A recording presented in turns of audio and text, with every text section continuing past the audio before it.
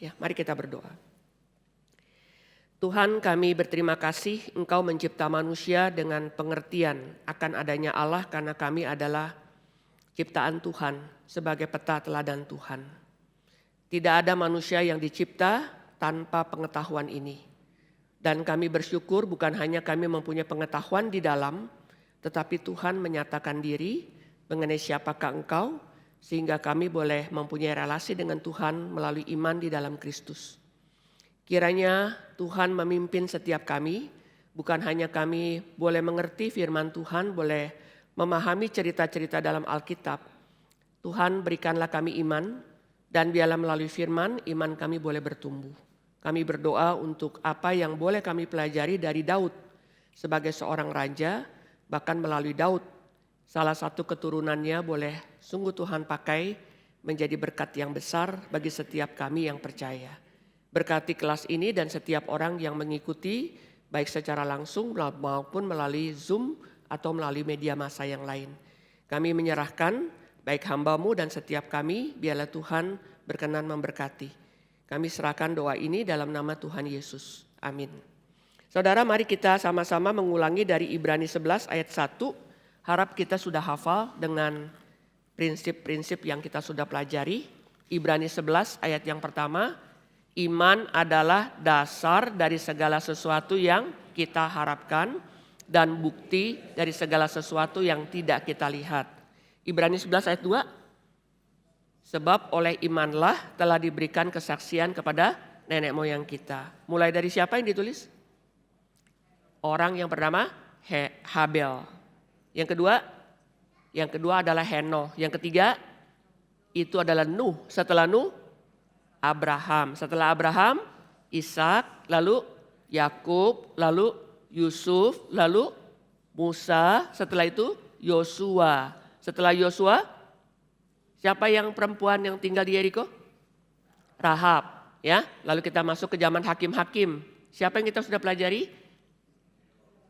Dia mengalahkan orang Midian.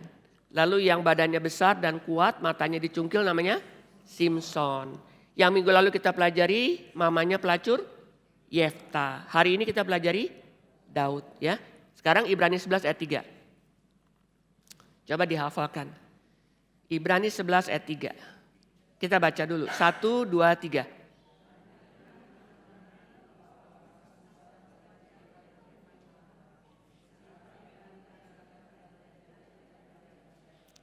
Karena iman kita mengerti bahwa alam semesta telah dijadikan oleh firman Allah. Apa yang kita lihat telah terjadi dari apa yang tidak kita lihat. Ya, mana lebih dulu iman sama pengertian? Iman, ya. Iman baru pengertian. Begini saudara, iman itu timbul karena kita dengar, ya. Yang kita dengar kita mengerti. Ya, bagaimana ini menjadi iman dari sini ke sini itu enggak ada 30 cm. Paham saudara? Pada waktu pengetahuan ini menjadi iman, ini namanya anugerah khusus. Ya. Maka yang saya imani, saya ingin mengerti. By faith we understand. Ya. Jadi iman, dia mendorong pengetahuan. Yang kamu imani itu apa? Maka kita mau belajar. Jadi kalau saudara punya iman yang sejati, saudara enggak akan enggak saudara. Siapa yang saya percaya? Karena yang kita percaya itu bukannya bim salabim atau abragadabra saudara. Saya mau tahu yang saya percaya. Nah seluruh yang Tuhan mau kita tahu itu ada di Alkitab. Jadi kita enggak perlu pergi ke Gunung Himalaya, betapa di sini enggak usah saudara, ada di sini. Tapi untuk kita mengerti ini saudara, yang memberikan inspirasi untuk ini ditulis itu adalah Roh Kudus. Jadi Roh Kudus melahirbarukan saya, Roh Kudus membawa saya kepada firman, Roh Kudus membawa saya kepada orang yang memberitakan firman, lalu yang saya dengar saya ngerti. Ya, waktu saya mengerti di sini, ini makin bertumbuh. Yang berada di sini belum tentu ada di sini saudara. Kita berpikir anak-anak kita udah dengar cerita sekolah minggu dari kecil sampai dewasa ya, seluruh cerita udah tahu. Apakah dia beriman? Iman itu di sini. Tetapi kalau firman Tuhan sudah di sini, itu sudah lewat ini. Paham saudara? Iman adalah dasar dari segala sesuatu yang kita harapkan. Faith is the foundation of the things that we hope for. Karena di dalam firman Tuhan itu banyak janji-janji Tuhan. Maka janji-janji itu menjadi dasar kita berharap, saudara. Ya, yang kita harapkan itu sesuai dengan janji Tuhan.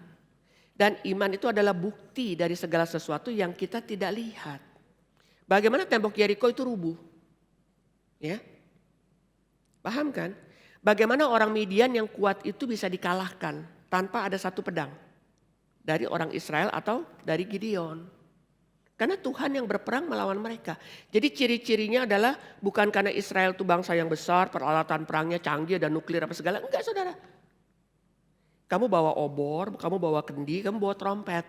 Nah itu. Jadi pada jam 10 sampai jam 2 waktu pergantian security atau satpamnya si orang Midian. Di situ kamu berteriak demi Tuhan dan demi Gideon. Pecahin kendinya. Semua mereka bingung, kaget, mereka saling membunuh. Akhirnya mereka menang. Bukan karena orang Israel hebat, cuma 300 ya. Ini prajurit yang turun cuma 300 dari 32.000. Jadi kita melihat iman adalah dasar dari segala sesuatu yang kita harapkan, bukti dari segala sesuatu yang tidak kita lihat. Oleh karena iman diberikan kesaksian kepada nenek moyang kita mulai dari Habel ya. Terus hari ini adalah kita Daud. Karena iman kita mengerti, saudara lihat, by faith we understand. Jadi faith comes first and then understanding. Ya. Orang Islam mengatakan begini, kalau saya tidak mengerti Allah Tritunggal, Allah kamu tiga, saya nggak akan percaya kepada kekristenan. Saya tanya, mengerti dulu atau percaya dulu? Karena untuk mengerti bahwa Allah itu satu esensi tiga pribadi, itu nggak ada di matematika, saudara. Itu pengetahuan yang bersifat supranatural. Setelah saya menerima Kristus, baru Kristus membawa saya kepada Allah. No one comes to the Father but by me. Bagaimana saya bisa mengenal Kristus? Karena Roh Kudus membawa saya kepada Dia. Jadi Roh Kudus adalah roh yang mengwahyukan firman. Kristus adalah Allah yang menyelamatkan. Ingat ya. Lalu Allah Bapa adalah Allah yang mencipta. Allah Bapa merencanakan keselamatan. Kristus menggenapi keselamatan, Roh Kudus mengaplikasikan. Maka pada waktu hari Pentakosta, Roh Kudus turun, orang yang dengar khotbahnya Petrus itu nyambung. Siapa yang memberi pengertian?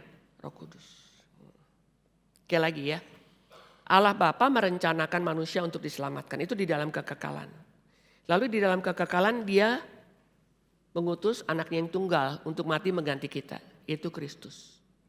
Allah Bapa merencanakan keselamatan, Tuhan Yesus menggenapi rencana Allah Bapa, Roh Kudus yang mengeksekusi keselamatan itu dalam diri kita pribadi demi pribadi.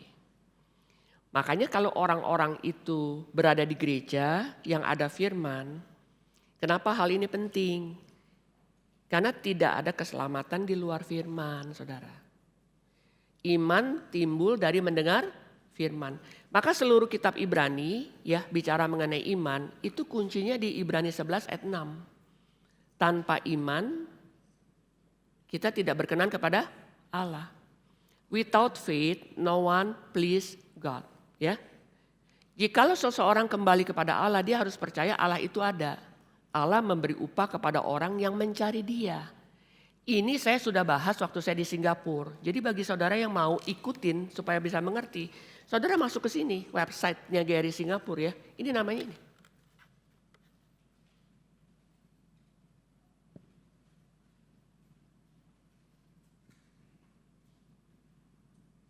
Ini saudara.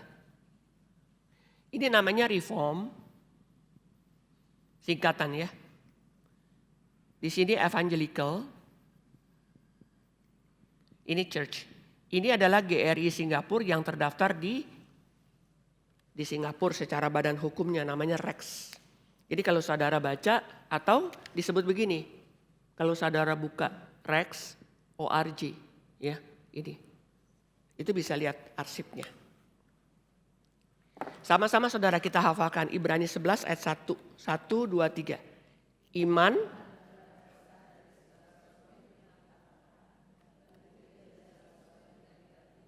Saya tanya saudara, iman saudara sama ibadah saudara, yang mana yang kelihatan? Ibadah, saudara ada di gereja. Yang tidak kelihatan apa? Iman. Lalu di dalam ayat yang kedua dikatakan apa? Oleh karena iman telah diberikan kesaksian kepada nenek moyang kita. Mulai dari Habel. Ya, ayat ketiga, karena iman kita mengerti bahwa alam semesta telah dijadikan oleh firman Allah. Apa yang kita lihat telah terjadi dari apa yang tidak. Yang kita lihat sama yang tidak kita lihat. Yang mana yang lebih tinggi? Yang tidak kita lihat. Yang kita lihat adalah badan kita. Yang tidak saudara lihat itu adalah oksigen yang masuk ke dalam tubuh kita. Ya, badan kita bisa pakai baju, bisa pakai berlian, bisa pakai jam tangan yang bagus kelihatan. Saudara melihat apa?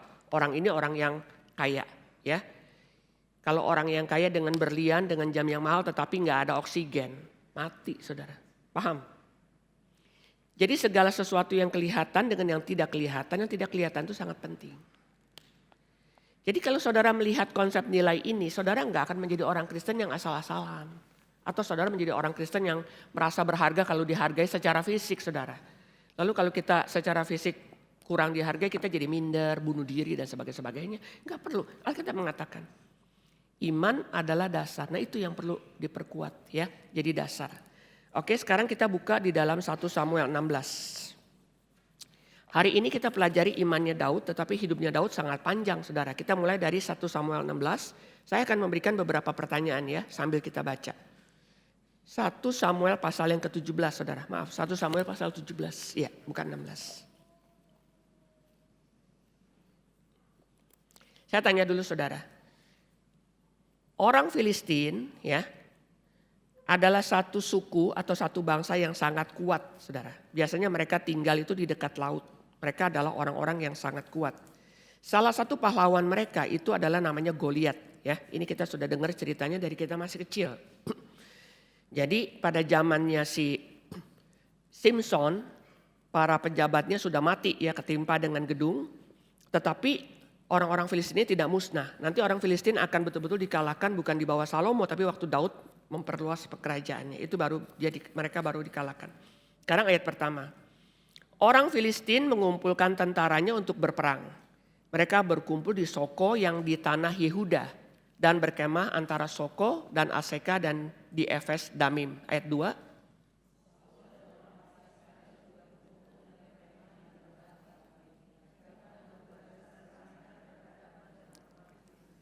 Orang Filistin berdiri di bukit sebelah sini dan orang Israel berdiri di bukit sebelah sana. Dan lembah ada di antara mereka. Jadi antara dua bukit ya, bukit ini sama bukit ini Filistin, ini Israel. Di sini ada lembah. Saudara tahu lembah ya, kayak Bangkok saudara. Oke, sekarang ayat yang ketiga, ayat yang keempat. 2, 3.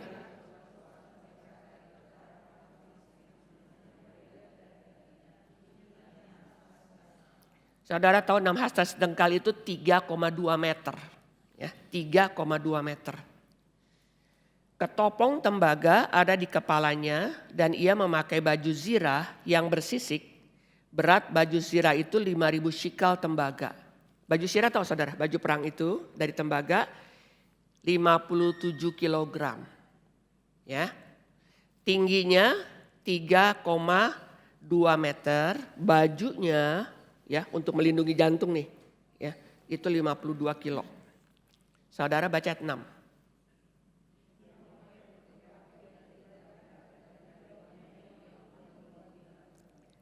Gagang tombaknya seperti pesa tukang tenun dan mata tombaknya itu 600 shikal besi beratnya. Mata tombak ya. Mata tombaknya itu 6,84 kilo. Mata tombaknya saja. Dan seorang pembawa perisai berjalan di depannya. 8.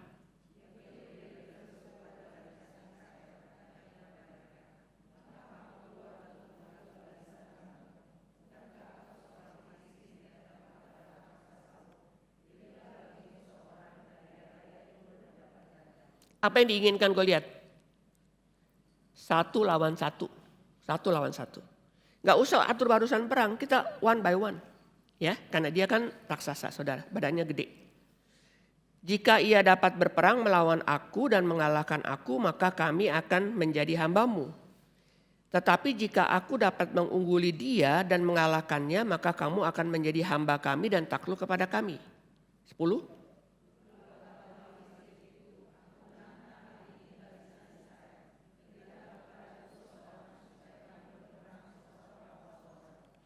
Ketika Saul dan segenap orang Israel mendengar perkataan orang Filistin itu, maka cemaslah hati mereka dan sangat ketakutan. Pertanyaan pertama ya, saudara catat. Pertanyaan yang pertama, question nih. Mengapa Saul sebagai raja takut kepada Goliat? Ini loh.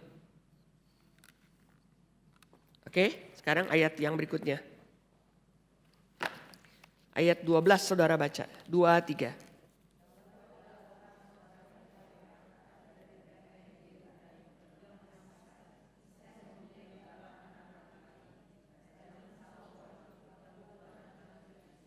Jadi si Daud ini anak keberapa, Bu Fenti? Yang bungsu, anak ke-8 ya. Ketiga anak Isai yang besar-besar telah pergi berperang mengikuti Saul. Nama ketiga anaknya yang pergi berperang itu adalah Eliab, anak sulung, anak yang kedua ialah Abinadab, dan anak yang ketiga adalah Syamah. Ini 3 kakaknya ini jadi militernya si Saul. 14 saudara baca.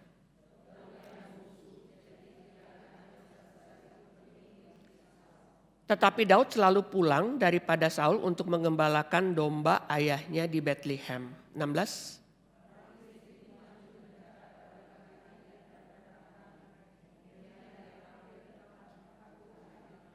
Sudah berapa hari ditantang? 40 hari. 17. Isai berkata kepada Daud, anaknya, ambillah untuk kakak-kakakmu berti gandum ini seeva dan roti yang 10 ini. Bawalah cepat-cepat ke perkemahan kepada kakak-kakakmu. 18.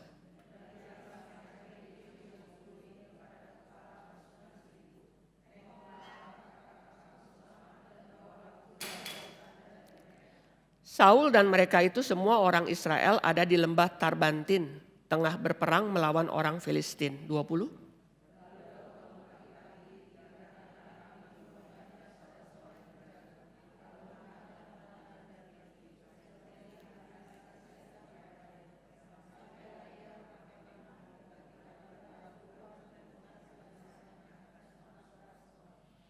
Orang Israel dan orang Filistin itu mengatur barisannya, barisan berhadapan dengan barisan.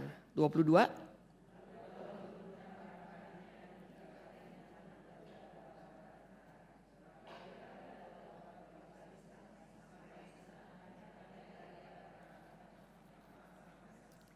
Sedang ia berbicara dengan mereka, tampillah maju pendekar itu, namanya Goliat, orang Filistin dari Gad.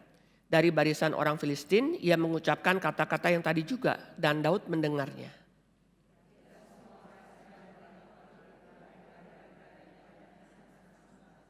Saya tanya, apa yang dikatakan Goliat, saudara? Kalimat itu dikatakan lagi oleh si Goliat, ya. 40 hari, saudara, dia udah sampaikan itu. Kalimat apa? 1 lawan 1, keluar dari kamu 1, hadapin saya 1. Daud dengar, dia lagi cari kakaknya karena mau kasih makanan. 25, berkatalah orang-orang Israel itu, sudahkah kamu lihat orang yang maju itu? Sesungguhnya ia maju untuk mencemoohkan orang Israel. Orang yang mengalahkan dia akan dianugerahi raja kekayaan yang besar.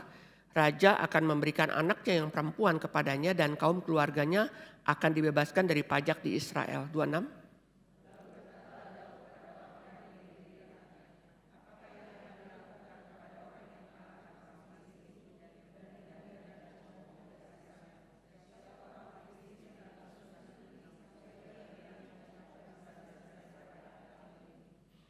Rakyat itu pun menjawabnya dengan perkataan tadi.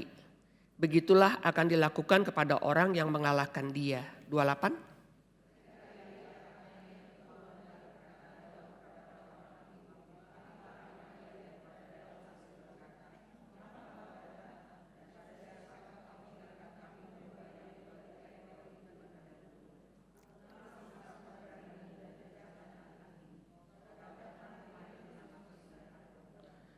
Tetapi jawab Daud, apa yang telah kuperbuat? Hanya bertanya saja. 30.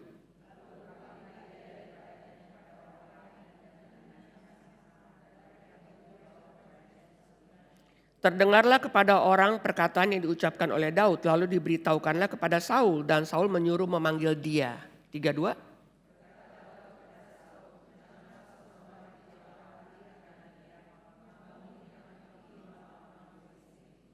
Tetapi Saul berkata kepada Daud, tidak mungkin engkau dapat menghadapi orang Filistin itu untuk melawan dia, sebab engkau masih muda. Sedang dia sejak masa mudanya telah menjadi prajurit. 34.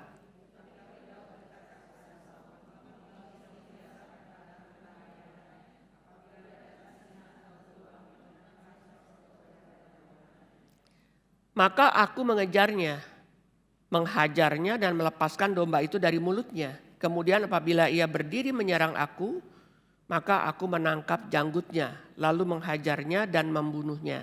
36.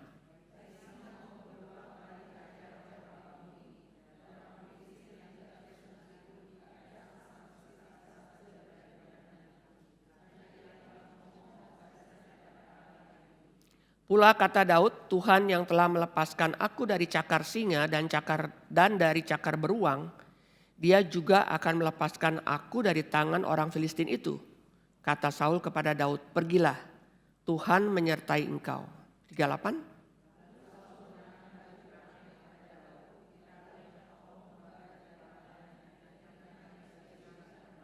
Lalu Daud mengikatkan pedangnya di luar baju perangnya. Kemudian ia berikhtiar berjalan sebab belum pernah dicobanya. Maka berkatalah Daud kepada Saul, aku tidak dapat berjalan dengan memakai ini, sebab belum pernah aku mencobanya. Kemudian ia menanggalkannya. 40.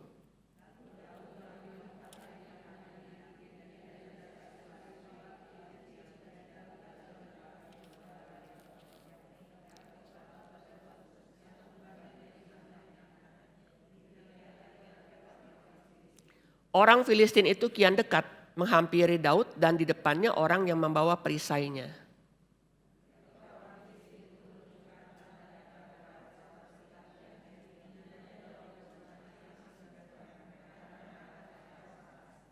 Orang Filistin itu berkata kepada Daud, anjingkah aku? Maka engkau mendatangi aku dengan tongkat. Lalu demi para allahnya orang Filistin itu mengutuki Daud.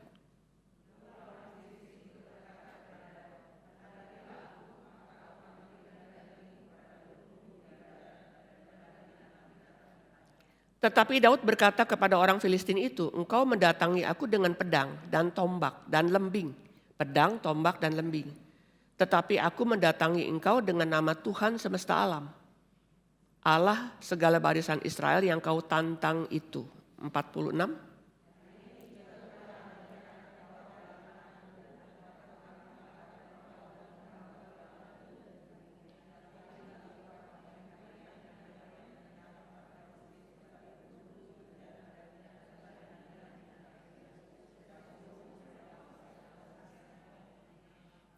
Dan supaya segenap jemaah ini tahu bahwa Tuhan menyelamatkan bukan dengan pedang dan bukan dengan lembing. Sebab di tangan Tuhanlah pertempuran dan ia pun menyerahkan kamu ke dalam tangan kami.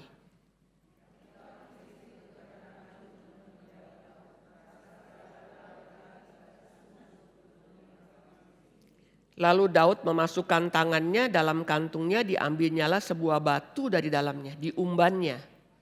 Maka kenalah dahi orang Filistin itu. Sehingga batu itu terbenam ke dalam dahinya dan terjerumuslah ia dengan mukanya ke tanah. Saya tanya saudara, kenapa bisa kena dahi? Coba saudara lihat pakaiannya. Dari kepala, ini ya semua. Ada pedang, ada lembing, ada tombak, ya kan. Kenapa batu itu bisa kena? Ini ya, di sini sama di sini tuh ada lowong. Di kepalanya dia. Batu itu bukan kayak kita ketemu batu-batu di depan saudara. Ada satu batu, saya lihat tuh batu itu di mana, di museumnya British. Licin sekali. Jadi Daud itu kalau dalam bahasa Inggris dia biasa pakai apa namanya, disebut slingshot ya, apa namanya, ketepel. Ketepel. Karena dia biasa menghadapi dua binatang buas. Pertama adalah singa, kedua adalah beruang. Ini yang paling busuk ya Daud ya. Jadi dia berhadapan dengan musuh, dia sudah biasa saudara. Jadi orang itu gak mungkin menjadi skill atau terlatih kalau dia tidak pernah biasa. Kalau kita bilang jam terbang ya. Jadi dia menghadapi musuh-musuh yang gede-gede gitu ya. Dia tuh udah biasa. Saudara tahu singa itu kan disebut raja hutan.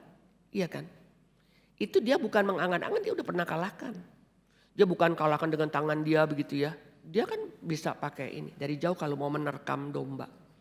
Jadi begini saudara, binatang buas biasanya kalau malam matanya itu terang.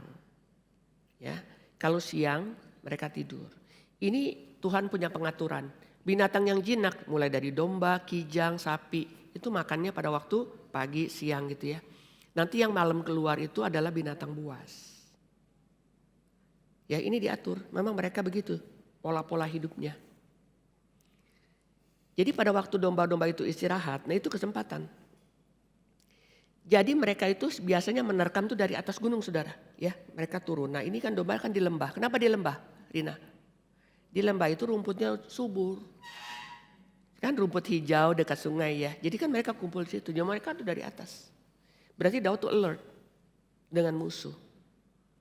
Jadi pada waktu mereka mau menerkam mereka dari atas kan ya. Daud udah bisa hajar mereka. Setelah mereka pingsan ya baru dia bisa mungkin dipotong-potong tuh singa ya dan sebagainya ya. Hal itu dia udah lakukan. Karena dia yang dipercaya untuk jaga kambing domba sedangkan kakaknya jadi prajurit. Ini based on experience ya. Ini dua kalimat ini dari Pak Tong ya. Pak Tong seringkali sampaikan ini di dalam masterclass. Dia mengatakan begini. Waktu, time ya. Waktu itu disebut apa? Saksi yang paling setia. Ya, time is the most faithful testimony. Waktu, ya. Yang kedua, waktu itu adalah saksi yang paling kejam. Time is the most cruel testimony. Jadi waktu dia menghadapi si Goliat yang 3 meter lebih, ya. Dia kayak menghadapi singa aja. Jadi latihan itu saudara itu gak bisa dilewati, di skip. Jadi kalau saudara orang-orang yang berterima kasih Tuhan udah menyelamatkan mau melayani. Tapi saudara tunggu ya apapun tunggu gak bisa, saudara gak akan terampil. Keterampilan itu harus mulai dari awal dan mau terjun. Saya pernah mendengar kesaksian daripada Pak Tong ya. Pada waktu Pak Tong lulus dari STT, dari sekolah di saat. Sebetulnya Pak Tong itu menjadi guru sekolah minggu. Jadi dari guru sekolah minggu tapi guru sekolah minggu yang enggak cuma di satu gereja. Ini dia ada pos PI ini, pos PI apa kayak gereja Kristus Ketapang. Saudara ada pos PI banyak ya. Dia buka nanti misalnya Rabu Gembira gitu ya, nanti apa. Kan kalau semuanya minggu gak keburu kan. Jadi pada suatu hari Natal seluruh sekolah minggu pos-posnya digabungin ada kira-kira 1000. Di situ dia khotbah. Dia khotbah gak ada satu anak pun yang main-main di kolong gitu ya, bisa mendengarkan. Pak Tong mengatakan begini, saya yakin saya bisa khotbah kepada orang dewasa. Kan anak-anak jujur, kalau kita kan masih jaga-jaga image ya, masa kita ngobrol-ngobrol lagi kebaktian ya. Anak-anak kan enggak. Begitu dia rasanya kagak bisa konsentrasi, dia main-main aja, ketawa-ketawa, dia tendang-tendang teman segala macam ya. Dia lihat ini anak-anak bisa. Dia punya. Makanya saya kalau ngajar di STT saya bilang sama mahasiswa, kamu tahu enggak? Bagaimana kita belajar itu dari mengajar anak-anak. Kalau anak-anak umur 5 tahun itu bisa mendengar firman Tuhan. Wah, berarti kamu punya khotbah itu bagus dan bisa didengar ya. Suatu hari Pak Tong nih KKR anak saudari Istora Senayan ya. Ini masih kira-kira 25 tahun yang lalu lah kira-kira ya. Terus saya iseng, saya masuk ke ruang audio video. Jadi ada kamera yang nanti sudut ini ada mata elang gitu ya, ini. Saya lihat itu KKR buat anak kelas 3. Kelas 3 atau kelas 4 sampai SMP kelas 1, 2 gitu ya. Saya lihat ada anak umur 5 tahun masih kelas TK kan. Pak Tong khotbah dia dengar. Saya bilang oh iya benar yang Pak Tong ngomong ya. Jadi Patong tuh bisa pakai gaya storytelling di dalam KKR anak ya. Saya perhatikan juga di Sabuga, KKR anak, Patong selalu kan. Itu anak-anak di seluruh Sabuga saudara, mungkin ada 3.000 ya, itu bisa tertib. Terus setelah khotbah Patong gak calling, Patong mengatakan begini setelah selesai kita ngobrol, saya gak calling kenapa? Semua maju ke depan gak muat. Saya udah tahu ini udah langsung di dalam storytelling. Jadi saya sampaikan kepada mereka, kamu jangan bangga kalau kamu khotbah mahasiswa ngerti, anak-anak ngerti apa enggak? Kalau anak-anak ngerti berarti kamu sudah bisa menyampaikan firman inkarnasi. Anak itu yang paling penting ya, jadi pelayanan Patong. Saya bilang sama mereka di mahasiswa nih ya, waktu dulu saya ngajar ya, sebelum saya ke Singapura, saya katakan begini. Bagaimana Patong belajar untuk menyampaikan firman, dia tuh di depan kaca. Cara dia ini, mimiknya, dalam bahasa Inggris juga begitu. Saya bilang kamu lihat Patong sekarang besar, dia mulai itu dari anak-anak. Dia selalu kan kalau ada kesempatan KKR anak dengan usia 85 tahun, itu masih bisa dimengerti saudara. Kenapa? Itu pembelajarannya dari umur 17. Nothing is shortcut. Ya. Daud punya satu kepedean bukan karena dia sombong. Karena dia biasa mengalami kesulitan. Kesulitan itu bisa menempa kita, ya, menguatkan kita. Daud ini sudah diurapi menjadi raja, menggantikan Saul. Tapi kapan dia realisasi duduk sebagai raja itu masih lama. Dia sabar. Ini juga konsep waktu ya. Orang yang susah, yang sedih, entah broken heart, entah menghadapi saudara yang sakit, waktu itu rasanya lama. Tetapi kalau saudara senang, ulang tahun kah, jalan-jalan, cepat saudara. Padahal waktunya sama kan, 1 hari 24 jam ya. Nah itu satu perasaan yang bersifat apa? Relatif. Jadi orang yang menunggu dan di dalam menunggu itu dianiaya dalam tanda kutip ya. Saul berapa kali mau bunuh dia kan? Lagi main harpa ya udah ditombak begitu kan. Itu saudara bisa belajar apa dari imannya dia.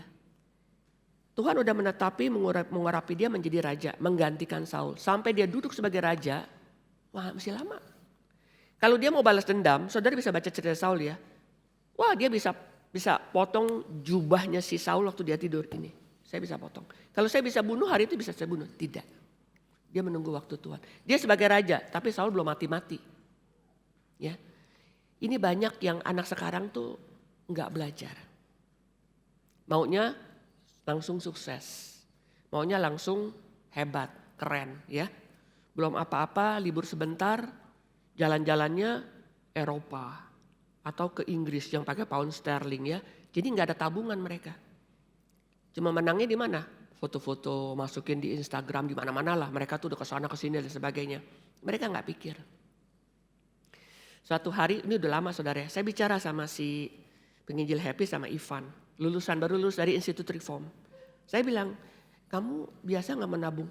Mereka salah satu yang cerita ke saya si Happy. Itu kita nggak pernah pikir loh. Ada Ibu Maria bilang begitu. Mulai dari situ tabung. Terus dia bilang gini, Bu saya udah ada rumah, saya beli di Bekasi. Gara-gara Ibu Maria bilang mesti menabung. Saya bilang kamu jangan enggak menabung. Walaupun kecil. Patong selalu ingatkan apa? Mungkin kamu hamba Tuhan, kamu yang kamu dapat enggak besar. Enggak boleh lupa sama orang tua. Kamu harus memberi kepada orang tua. Itu saudara yang waktu belum zamannya masterclass di sini di Hosana, itu Patong sama semua mahasiswa STT ya, waktu itu masih institut. Itu banyak sekali pelajaran yang dia berikan. Itu saya semua ada transkripnya saudara. Saya banyak sekali belajar bijaksananya.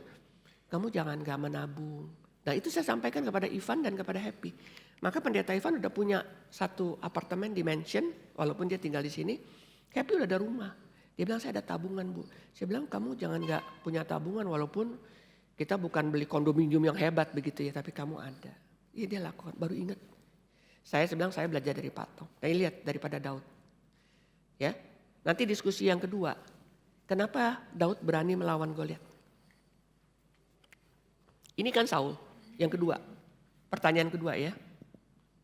Mengapa Daud punya keberanian?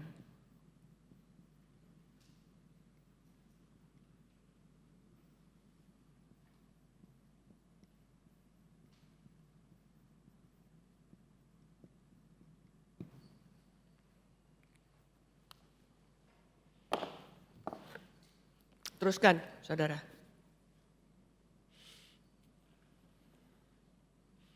Saudara bacalah ayat yang ke-49 ya. Saya baca 49. Lalu Daud memasukkan tangannya ke dalam kantungnya, diambilnya sebuah batu dari dalamnya, diumbannya, maka kenalah dahi. Di sini ya. Orang Filistin itu sehingga batu itu terbenam ke dalam dahinya dan terjerumuslah ia dengan mukanya ke tanah. 50 saudara baca.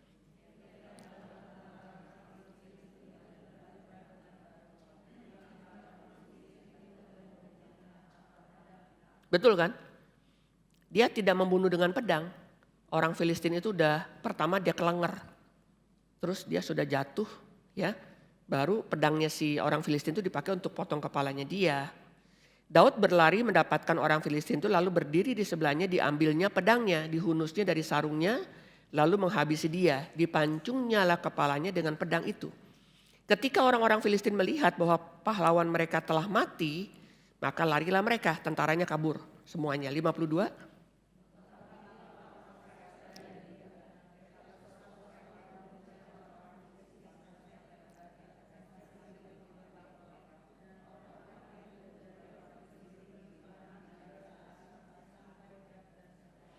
Kemudian pulanglah orang Israel dari perburuan hebat atas orang Filistin lalu menjarah perkemahan mereka. 54.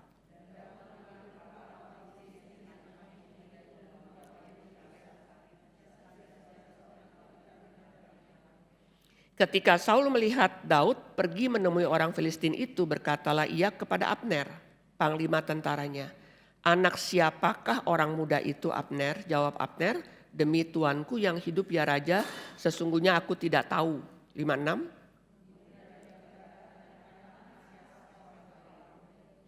Ketika Daud kembali sesudah mengalahkan orang Filistin itu, maka Abner memanggilnya dan membawanya menghadap Saul. Sedang kepala orang Filistin itu masih ada di tangannya. 58.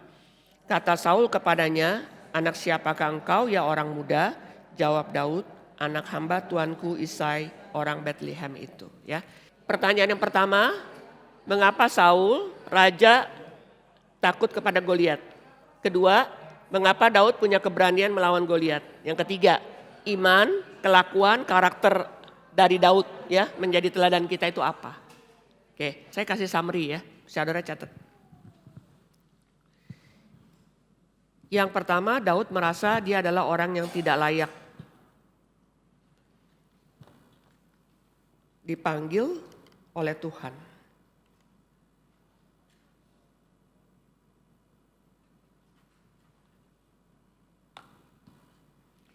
Di dalam pelayanan kita,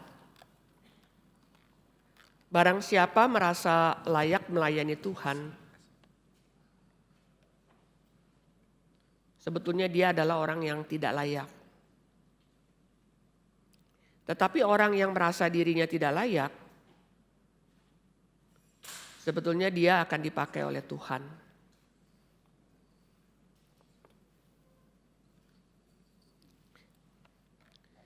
Setelah Tuhan memanggil dan melayakkan Daud,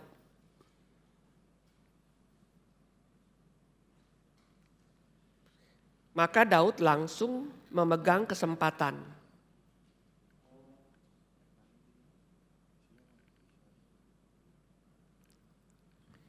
Jika Tuhan berjanji, maka kita juga jangan ragu-ragu.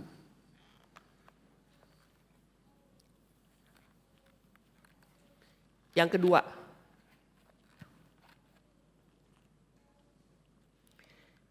Daud mempunyai keberanian yang besar karena bersandar kepada Tuhan melawan musuh. Inilah imannya Daud.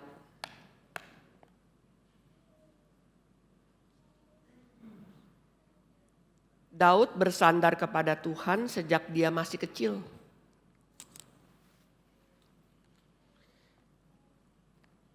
Dia mempunyai keberanian yang luar biasa.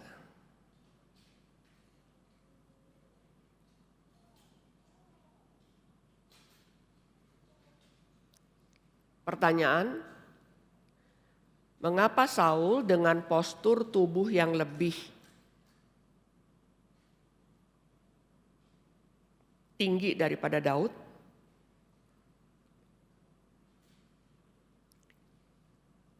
Tidak berani menghadapi Goliat.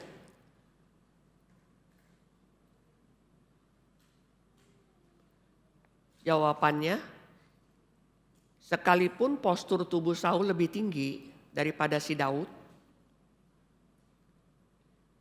tetapi Tuhan sudah meninggalkan Saul.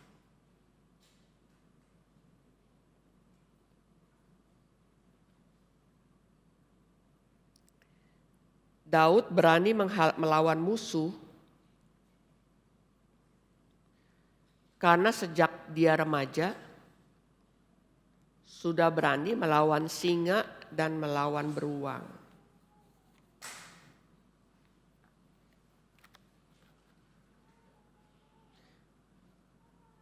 Jika kita setia pada hal-hal yang kecil atau perkara-perkara kecil,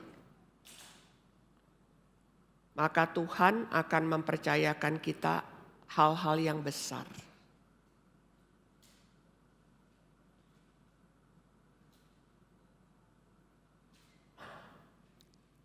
Ketika ada perkara besar yang membutuhkan orang,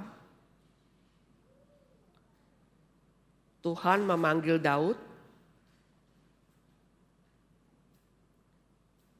dan memberikan beban yang lebih besar.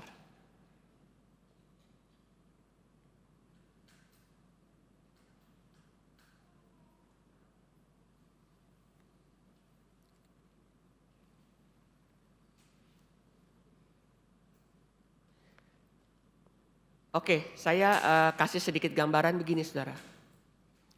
Saudara perhatikan gak di gereja, kalau seseorang pegang pelayanan A, aktivis ya, maka yang dia pegang banyak saudara. Misalnya Ibu Mimi. Ibu Mimi di mana? Aktif di pernikahan.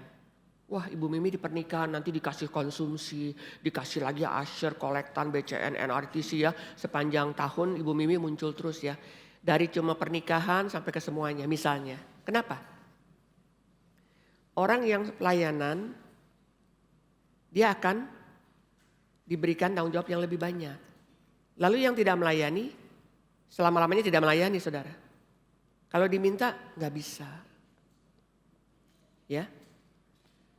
Jadi saudara perhatikan di sini, semua yang melayani Tuhan itu mulai daripada merasa diri tidak layak.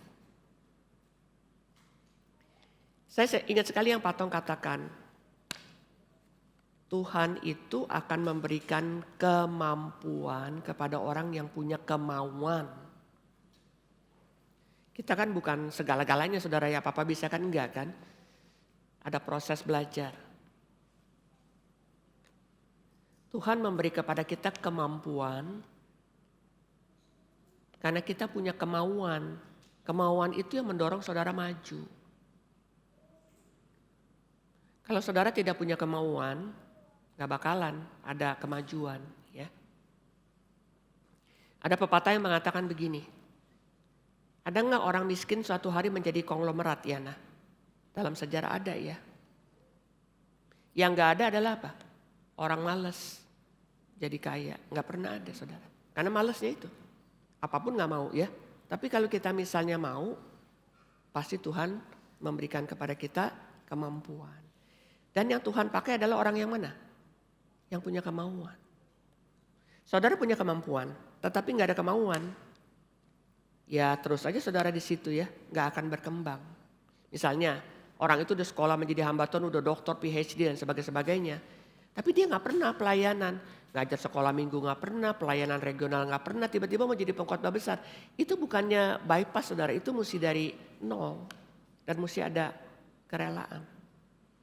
Dulu ya, zamannya Institut Reform sebelum STTRI Internasional, Jumat itu semua mahasiswa itu pelayanan di sekolah-sekolah ya. Boro-boro mereka ngerti reform saudara. Bagaimana beribadah pun mereka gak tahu, ada yang naikin kaki ke atas meja, ya macam-macam saudara. Ini semua masih di dalam sekolah institut dulu ya. Muncullah yang namanya Edward Wee, masih mahasiswa.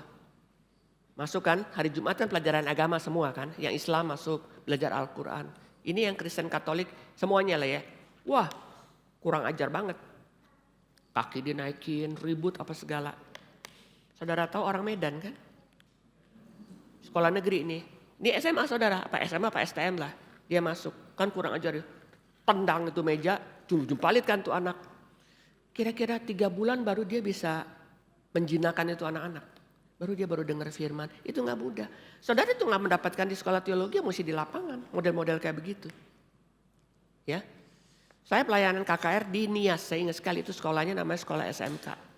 Saudara tahu kalau SMK itu kayak kita STM nih zaman dulu ya. Bandelnya gak kira-kira saudara. Wah mereka tuh main-main. Saya kan gak biasa marah-marah gitu, wah apa-apa gitu ya. Kalau hamba Tuhan yang dulu nih, namanya Rajali saudara, saya ingat sekali waktu di Samosir. Ini di gereja HKBP di Samosir, mau seminar yang pimpin saya. Majelis datang, ya hamba Tuhan datang. Gak ada yang ngerokok di dalam gereja. Lalu timbul langsung Pak Rajali ke depan. Waktu dia masih di Geri Medan dia ke depan. Saya perintahkan semuanya keluar. Ya pendeta semua sing tua apalah ya keluar. Pokoknya di suara keras ya suara ini ya. Saya ngumpet di balik papan tulis saudara waktu si Rajali marah-marah. Saya kemari. Dia pikir saya nangis. Saya enggak. Orang Batak semua saudara. Suruh keluar. Semuanya keluar karena ngerokok. Masa ngerokok di dalam gereja itu benar-benar. Itu saudara gak akan dapatkan kalau saudara di gereja. Itu mesti di lapangan kayak begitu. Bagaimana menghadapi ini ya anak-anak nih yang SMK. Kurang ajarnya minta ampun yang anak laki-laki apa segala ya. Terus guru agamanya bilang, Bu ini anak-anak ini ada di kota ini sebetulnya mereka tuh dari kampung. Jadi mereka tinggal kos di kota untuk bisa sekolah. Mereka itu Bu sudah 70% tuh udah free sex. Saya bilang, tapi saya gak marah-marah, saya bilang, kamu kalau dengar hari ini yang saya sampaikan, seumur hidup kamu pasti kamu ada arah. Dan ini sangat berguna. Tetapi kalau kamu tidak mendengarkan, saya minta kamu keluar. Tapi saya bicara seperti begini ya, keluar 3 orang saudara. Supaya gak mengganggu dong, ya enggak? Ya setelah itu saya sampaikan firman, baru gurunya bilang, ini parah Bu anak-anak di sini.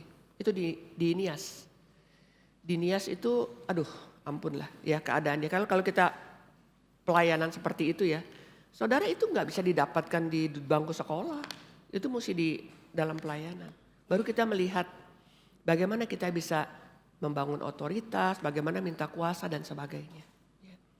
Daud itu nggak tiba-tiba dia bisa menjadi raja dan sebagainya. Saudara tahu itu pengalamannya itu dari 8 anak kan dia yang paling bungsu.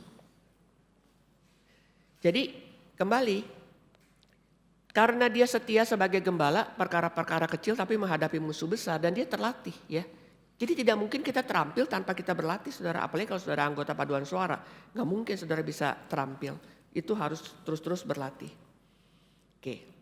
Jadi waktu Tuhan melihat ada perkara besar membutuhkan orang, maka dia memanggil Daud dan memberikan beban yang besar.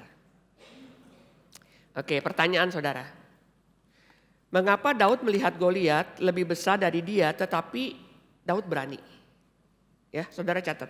Mengapa Daud melihat Goliat yang lebih besar, lebih kuat dari dia, lebih besar dan lebih kuat, tetapi dia berani? Jawabannya, Daud melihat Goliat sebagai ciptaan Tuhan yang sudah jatuh di dalam dosa dan sudah dibuang Tuhan. Walaupun Daud dengan tubuh yang kecil tetapi dia disertai Tuhan. Kesimpulan mengenai iman. Iman berarti bukan memandang kepada kesulitan. Melainkan dengan iman melihat kemungkinan yang ada.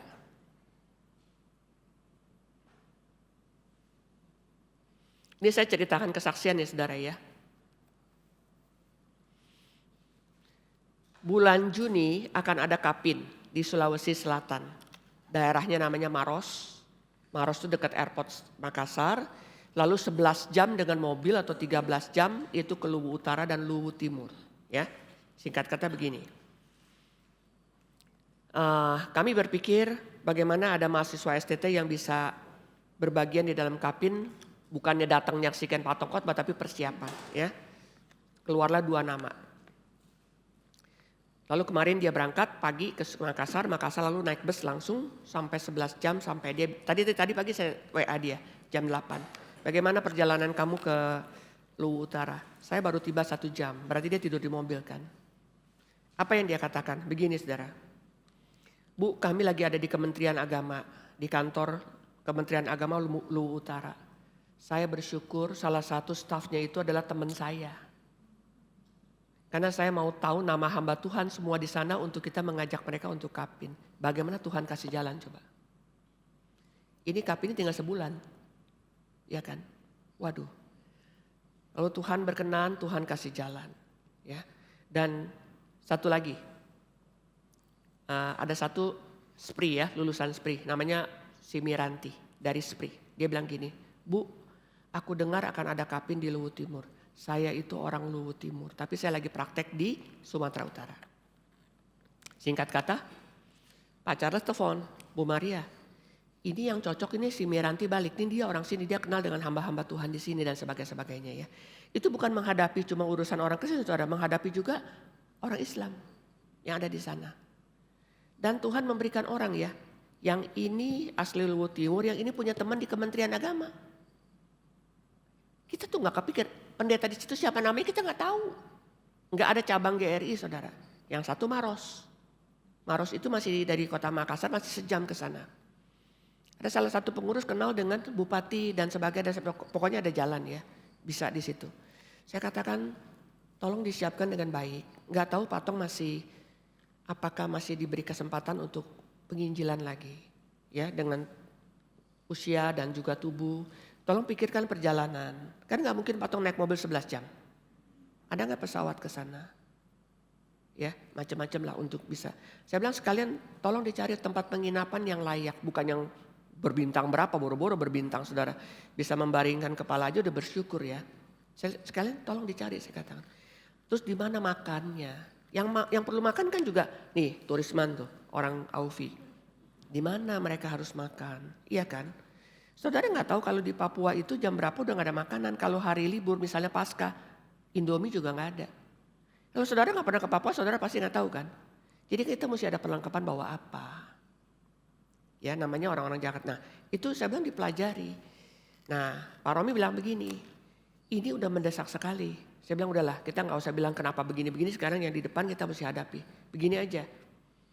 Saya berangkat ke Makassar hari ini. Pak Romi tadi berangkat ke Makassar. Saya backup pelayanan Makassar supaya hamba Tuhannya keluar, pergi ke Luwu, pergi ke sana, pergi ke Maros, saya yang pegang semua firman Tuhan.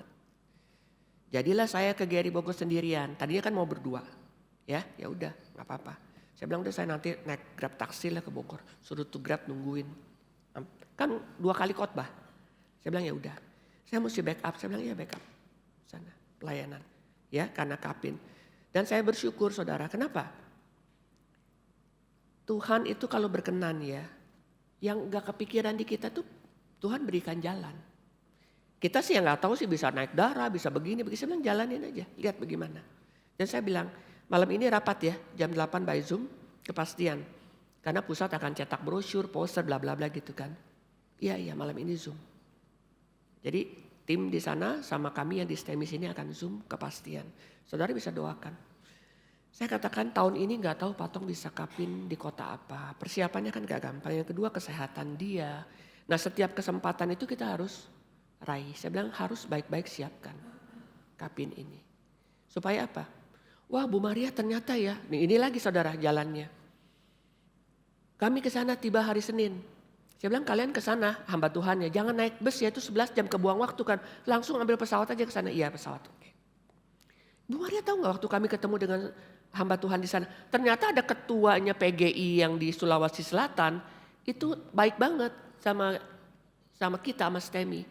Dia bilang saya kasih nama-nama ya di sana gini hubungin ini. Begitu dihubungin apa? Saya sudah ikut KIN 3 kali.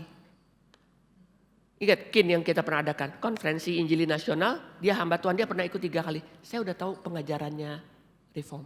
Saya sudah tahu Stephen Tong. Kami sangat menyambut. Coba bayangin saudara. Dari orang kita tahu siapa. Bu ini sambutannya bagus nih, mereka peserta kapin. Terus saya bilang ada paduan suara gak? Mereka bilang kita gak usah konsentrasi paduan suara, kita mau konsentrasi di firman Tuhan. biar potong khotbah gitu, nggak usah ada penyanyi-penyanyi segala macam dari gereja-gereja gitu gabungan. Saya bilang kalau ada paduan suara gabungan, jangan gereja A tampil, gereja banyak banget gitu kan. Jadi satu aja, satu lagu atau 2 lagu, lagunya pelajarin. Saya sampaikan, kamu tahu nggak kerja sama STEMI dengan gereja-gereja? Kerja sama STEMI dengan gereja-gereja saya kasih tahu ini adalah begini. Oh iya, tolong sampaikan mengenai pendanaan kita sharing, saya katakan. Bawa mereka untuk janji iman.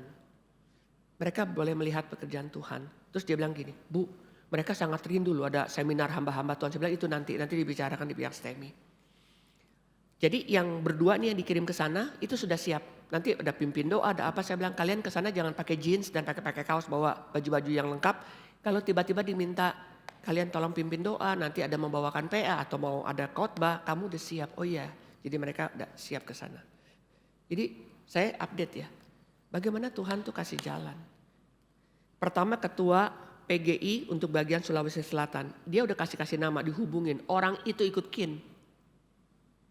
Oh saya sudah tahu yang disampaikan STEMI pengajarannya apa, kami sangat mendukung. Nah tapi kan gak bisa dengan mulut kan. Semua hamba-hamba Tuhan tuh siapa-siapa aja. Perlu tahu namanya. Kementerian Agama temannya daripada mahasiswa sini. Dia bilang saya bantu kamu, ini semua pendeta-pendeta di sini. Saya bicara lagi. Tolong ya, sebelum kalian balik ke Makassar, rapat pembentukan panitia di sana. Iya. Nah hari ini mereka balik nih, udah pertemuan hari ini mereka balik, malam mereka Zoom meeting dengan tim STEMI. Ya, Tuhan kalau percayakan hal-hal yang kecil kita setia. Tuhan kasih hal-hal yang besar. Saya tanya, targetnya berapa? Targetnya 3.000 Bu Maria, di Luwu Timur. Nah di Luwu Utara, ini hari ini nih mereka lagi rapat. Yang di Maros berapa? 3.000. Tolong perhatikan transportasi, di mana mobil itu parkir, bagaimana mereka datang. Ya. Keamanan ini bagaimana? Oh kalau yang di Maros ini lapangan tentara. Oh ya udah. Ya tentara situ yang jaga kan. Tapi yang lain ya mesti ada polisi. Saya bilang mesti ada kertas hitam di atas putih, kita ada izin. Mesti urus izin dengan lingkungan dan sebagainya. Lalu saya tanya, bagaimana perjalanan? Karena ini ya peralatan ini, saudara lihat nih, kamera, rekaman, semua itu dibawa dari Jakarta. Mereka akan naik mobil. Sampai di Makassar, mereka akan naik mobil jalan darat kira-kira 13 jam. Saudara kalau ingat doakan ini salah satu turisman, Kitro. Siapa lagi yang pergi? Ada Yuti. Ya. Ada 4 ya. 4 orang pergi. Mereka setir mobil, mereka pasang-pasang dan sebagainya. Kadang-kadang gak tidur. Dari satu kota besok pindah lagi kota lain. Ya, doakan untuk hal ini. Kalau kita setia kepada perkara kecil, Tuhan yang akan bekerja. Nah itu Daud itu setia jaga domba. Dia gak berpikir ada ketemu musuh yang pedangnya, ininya banyak banget gitu kan. Disuruh pakai bajunya Saul, berat bener. Ya kan, gak pernah begini, biasanya kan dia lenggang kangkungnya cuma bawa batu. Ya kan, jadi dia bilang gak usah pakai lah. Nah saudara perhatikan ya, di dalam kehidupan saudara, iman itu bukan melihat ketidakmungkinan saudara. Kesulitan pasti ada. Tetapi kita melihat kepada Tuhan yang akan melewati. Jadi kemungkinan itu ya. Kembali nih saudara. Iman bukan memandang kesulitan. Tetapi melihat kemungkinan yang ada. Oke saudara catat ya. Apa yang Tuhan serahkan. Yang Tuhan mau kita kerjakan. Kita jangan lihat kesulitan.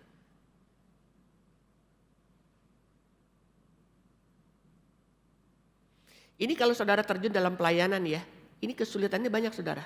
Apalagi di dalam urusan membangun. Saya kasih cerita saudara ya. GRI Bandung itu beli tanah itu di daerah pemukiman. Ini kesaksian benar-benar. Saya tanya kepada ketua. Saya bilang bagaimana bisa dapat izin gereja? Itu daerah Sunda yang sangat susah. Ya, saudara tahu kan Bogor, Bandung itu susah sekali. Pokoknya mereka sangat keras, Islamnya keras. Dia cerita begini secara singkat. Ada 3 tokoh masyarakat ya, bukan ketua FKUB, pokoknya masyarakat. Di sekitar tanah itu kami sepakat tidak mengizinkan. Ya, just to make the story short. Datanglah COVID. Yang tidak setuju adanya gereja, yang pertama mati kena COVID. Benar, bukan mati dibunuh sama orang GRI, enggak. Ya, COVID, meninggal. Udah kan, ada 3 kan. Dia nggak mau tanda tangan, seluruh penduduk itu kalau nggak ada tanda tangan dia nggak boleh tanda tangan. Oke. Bertahun-tahun tuh saudara. Lalu yang kedua meninggal lagi. Ya. Betul-betul yang meninggal tuh dia. Penduduk lain nggak ada yang meninggal karena COVID. Yang ketiga ketakutan. Dipanggillah ketua pembangunan itu. Bapak kapan mau bangunnya? Segera. Kalau saudara ke Bandung lihat ya. Kalau Tuhan berkenan, tidak ada yang mustahil. Terus orang-orang ya, saudara kalau ke Bandung nih ya, di Jalan Muhammad Toha ya, dari jauh, widih tuh salib tinggi banget ya kan, patung bikin salib tinggi ya. Gila ya tuh salib tinggi banget, di mana-mana udah kelihatan kan. Ini daerah Bandung. Ini bukannya di Jogja saudara, di Bandung ya, luar biasa. Satu lagi kejadian di Gading Serpong. Ini masjid gede, ini tanahnya GRI Serpong, sudah bisa bayangin ya, masjid. Masjid itu kan kalau minggu nggak ada yang ibadah kan, kita bisa parkir lah. Oke, yang nggak setuju siapa? Kalau saya nggak salah yang nggak setuju itu RW. Ya. Saya nggak tahu itu RW-nya mati apa hidup apa sakit, saya nggak ngerti lah ya. Sampai akhirnya dia mengizinkan. Jadilah itu dibangun. Itu juga orang yang menantang. Jadi saya melihat ya, wah Tuhan itu kalau berkenan ya. Ini kita cerita proyek ya. Kalau Tuhan menggerakkan, kita bukan melihat kesulitan, melihat kemungkinan. Itu sebabnya Pak Tong, apa sih yang dia harus kerjakan yang dia nggak kerjakan? Bukannya gampang saudara. Ya. Dulu yang membangun gedung ini namanya Alwi. Saudara tahu Alwi kan? Lulusan Jerman. Saudara tahu orang Jerman kan? Modelnya tuh nggak ada senyum-senyumnya saudara. Ya, pokoknya very strict orang Jerman. Dia bilang gini, Cimaria. Saya tuh gentar loh Cimaria. Ini kan kerja 24 jam saudara, ya kan? Itu setiap Sabtu bayar gaji kan. Saya udah takut ini bayarnya pakai apa. Kan jemaat janji iman. Yang mahasiswa lah 100.000 gitu ya. Nanti siapa. Heran lu Cimaria, setiap Sabtu cukup. Itu dia ketua pembangunan yang ketar-ketir bagaimana uangnya. Patong kan keliling kan khotbah di sini, Malaysia apa-apa. Tetap aja dia khotbah gitu kan. Yang pembangunan. Tanggal segini mesti bayar semen, tanggal segini mesti bayar besi. Kan ada judetnya dong. Sampai ini selesai, gak pernah pinjam duit sama bank. 1 rupiah juga gak pernah. Yang namanya janji iman saudara, kan kita gak bisa bilang, Ibu Messi janji iman ya, Ibu Mimi. Kan kita gak bisa tagih kan, dia janjinya sama Tuhan. Saya janji segini, setiap bulan cicil begini-begini, ada yang macam-macam kan. Itu kan janji sama Tuhan. Mana mungkin bendahara bilang, Bu Mimi kayaknya janji imannya belum masuk. Ya kita gak mungkin telepon. Iya kan? Kita gak mungkin nanya-nanya dia. Karena dia janji sama Tuhan, ini contohnya bukan Ibu Mimi ini sih. Tetapi itu dia mengatakan, Cimaria. Setiap bayar tukang ya, yang kerjanya nonstop sama semua nih, besi lah, kayu apa segala macam. Setiap Sabtu cukup. Jadi itu jemaat transfer tanpa kita tanya ya bisa per minggu sampai selesai. Jadi saudara kalau mau lihat mujizat, yang paling besar itu Kristus mati buat kita. Yang kedua ya begini. Jadi. Terus sekarang kita lihat gede kan. Patong tetapkan apa? Natal di Indonesia Arena. Berarti kurang gede kan tempat ini kan. Terus saya juga baru dengar kemarin dulu. Jumat Agung tahun depan di Indonesia Arena udah bayar Bu Maria. Kita kaget-kaget kan. Tapi bayangin saudara. Itu bukan kita kebanyakan duit. Saudara tahu itu Indonesia Arena 1 hari berapa? Berapa Ibu Lilian? 1 M lebih ya? 1. Tapi kita mesti bayar sebelum dan sesudah. Sebelum kan masukin barang kan. Sesudah kan kita mesti bongkar-bongkar kan. Bayangin coba. 1 itu untuk sewa hari itu cuma berapa jam. Tapi sebelum dan sesudah mesti bayar. Duitnya dari mana? Ya Patong gak pikir itu sih. Kalau Tuhan berkenan, kerjakan gitu. Selalu gitu. Ya. Jadi bukan lihat kepada kesulitan tapi kepada kemungkinan ya. Nah, dalam hidup kita juga begitu. Nah itu juga Daud. Oke.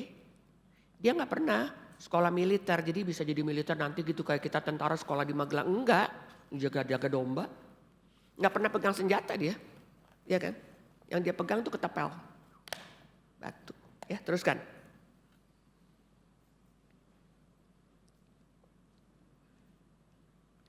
Tuhan ada di pihak kita, itulah iman.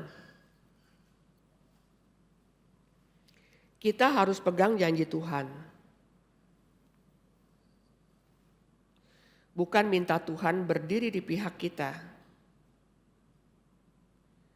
tetapi kita harus berdiri di pihak Tuhan.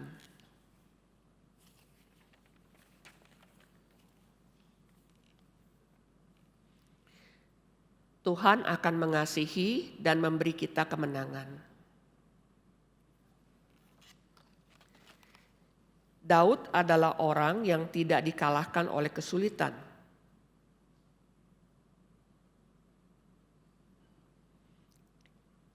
Tidak takut pada tubuh Goliat yang besar.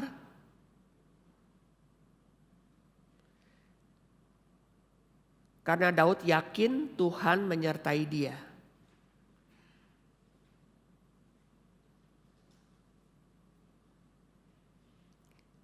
Daud berani melawan Goliat dan menang.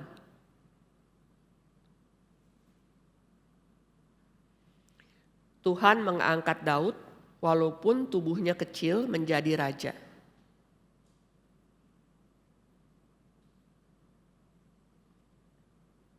Yang ketiga,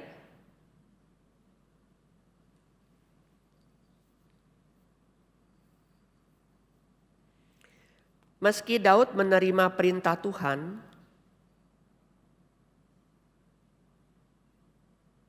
tetapi dia tetap rendah hati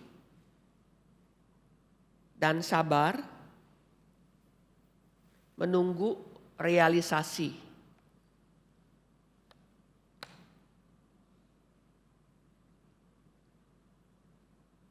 Daud menjadi raja.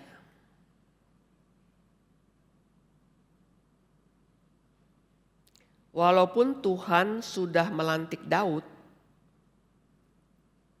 menjadi raja, tetapi Saul masih hidup.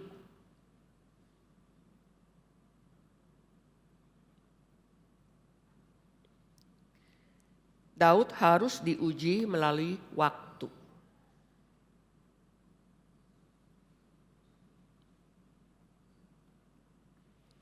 Waktu adalah penguji yang setia.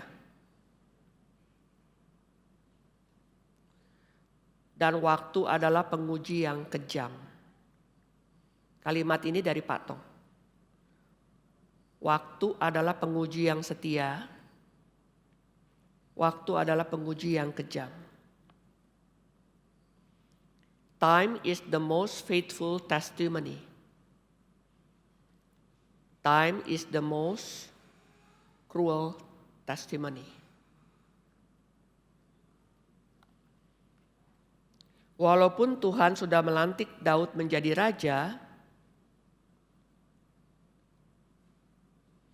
tetapi realisasinya masih lama.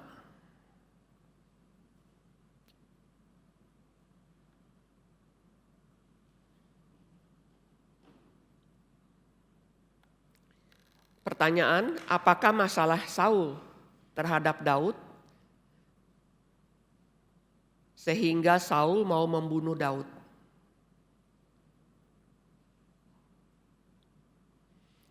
Jawabannya, karena Saul iri hati kepada Daud.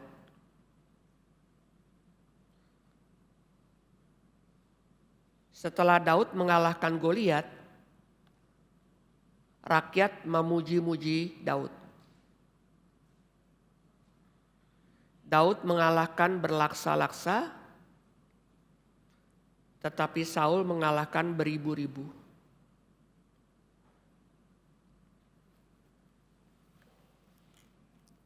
Inilah iman, inilah kelakuan, dan inilah karakter daripada Daud. Sama-sama bersyukur ya. Mari kita buka suara berterima kasih untuk teladan iman, teladan daripada karakter, kelakuan Daud. Dan kita juga minta Tuhan boleh memberikan kita iman, bukan melihat kepada kesulitan tetapi melihat kepada kemungkinan yang Tuhan percayakan untuk kita kerjakan. Mari kita buka suara berdoa. Bapa yang di surga, kami percaya bahwa Tuhan adalah Allah yang mengasihi kami. Engkau adalah Allah yang luar biasa besar dan Engkau adalah Allah yang melayakkan kami yang tidak layak untuk melayani. Tuhan, berikanlah kami iman, berilah kami kekuatan, supaya hidup kami yang sementara boleh menjadi berkat bagi keluarga kami, bagi umat Tuhan, dan di dalam panggilan Tuhan kami boleh melihat Tuhan bekerja. Kami bersyukur persiapan Kapin di dalam keterbatasan kami, tapi Tuhan yang sudah membuka jalan. Mungkin kami merasa susah dan tidak mungkin, tetapi jika Tuhan memberikan pertobatan kepada mereka di sana, biarlah sungguh betul-betul berkat Tuhan yang besar untuk orang-orang yang ada di sana. Kami berterima kasih ya Tuhan, begitu banyak hal yang boleh kami saksikan karena cinta kasih Tuhan dan kebesaran Tuhan dan pekerjaan-pekerjaan yang Tuhan percayakan. Bukan karena kami hebat, bukan karena kami kaya, bukan karena kami mampu, tetapi karena Tuhan yang besar dan Tuhan yang mau kami mengerjakan. Tambahkan kami kekuatan dan iman dari Tuhan. Kami serahkan semua persembahan yang diterima di Singapura, yang diterima di GRI Pusat. Tuhan, pakailah ini untuk pekerjaan Tuhan dan bagi kemuliaan Tuhan. Terima kasih ya Bapak. Dalam nama Tuhan Yesus kami berdoa. Amin. Terima kasih, selamat siang.